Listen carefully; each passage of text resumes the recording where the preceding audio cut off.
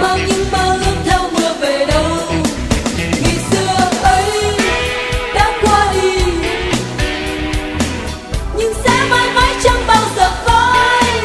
Ngày xưa ấy đã qua đi, những kỷ niệm ấy vẫn như còn đây.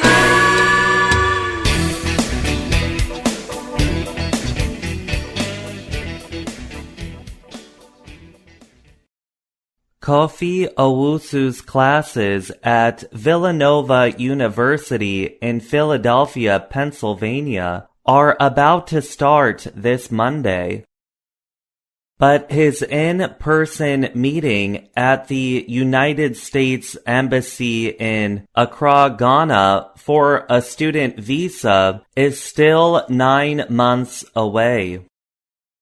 It is the second time that Owusu will not make it to the U.S. in time for school.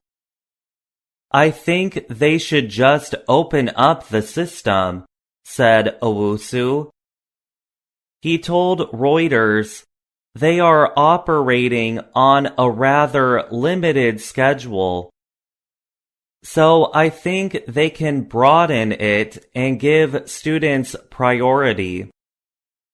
The U.S. requires an in-person interview for international students to get a visa. Educational support groups say students find it difficult to get an appointment since the embassies are operating with fewer workers during the health crisis.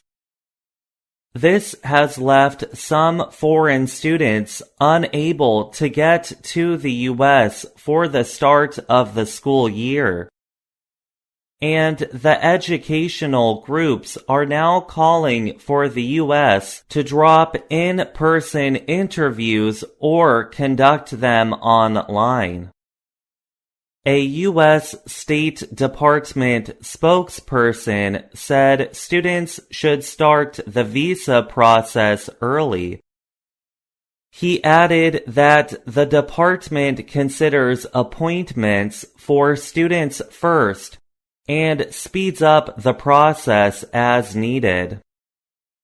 Last year, the U.S. permitted embassy officers to drop required in-person interviews to help visa processing slowed by the pandemic.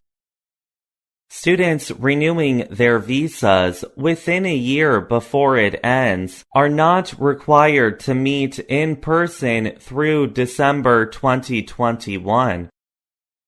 The Institute of International Education, or IIE, said new international student enrollment in the United States dropped 43% in the autumn of 2020 from the year before. The drop came after months of pandemic restrictions around the world. The organization, however, found that the real number of new students who made it to the U.S. in person fell 72%.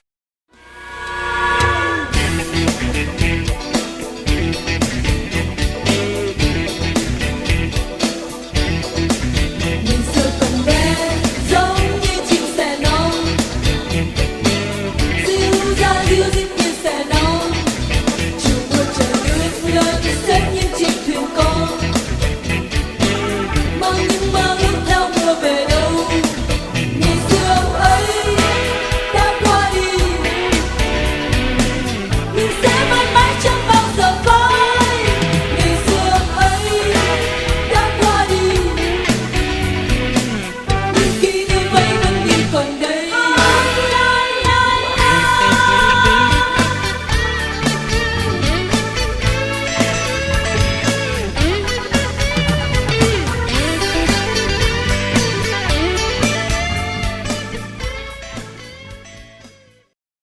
IIE numbers show the United States has had over 1 million international students each year since the 2015 to 2016 school year.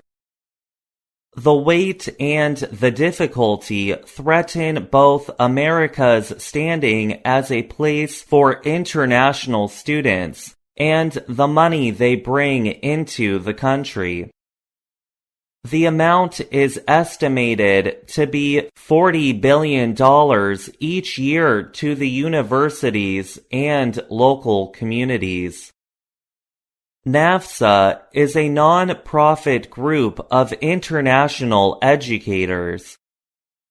Its research found that even before COVID, the U.S. visa process was one of the top 3 reasons for falling international student numbers between 2017 and 2019.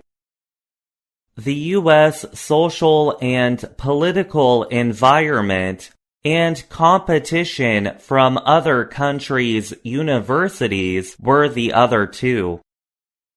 Ravi Shankar is the director of the International Services Office at the University of Rochester in New York. He named Canada, Britain, and China as the top U.S. competitors for international students.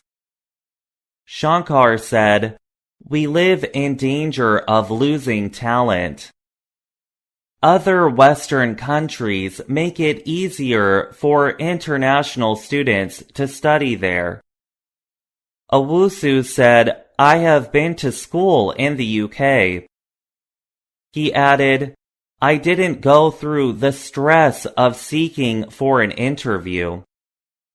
Sarah Spreitzer is the Director of Government Relations at the American Council on Education.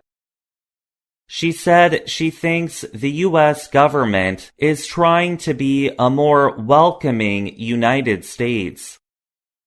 This year, American universities received 13% more applications from international students than from the year before.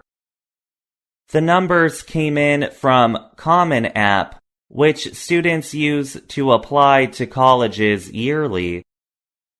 Suwati Paithon is a student at the Savannah College of Art and Design in Georgia.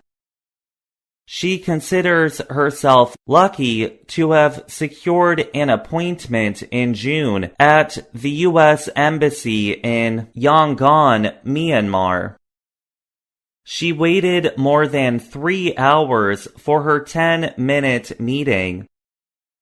Paithon believes the meeting could have been done online instead of in person. She said, "It's just that one interview that's keeping everyone from going to the States." I'm Gregory Stachel.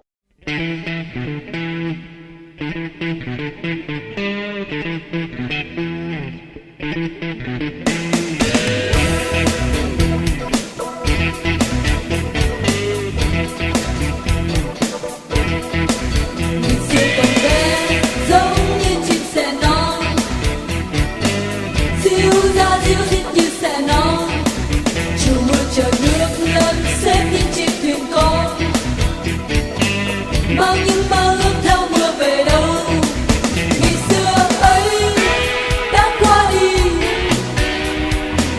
nhưng sẽ mãi mãi chẳng bao giờ phai. Ngày xưa ấy đã qua đi,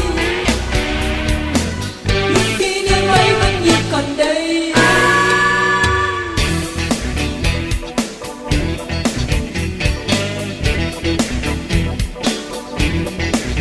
Người ơi còn nhớ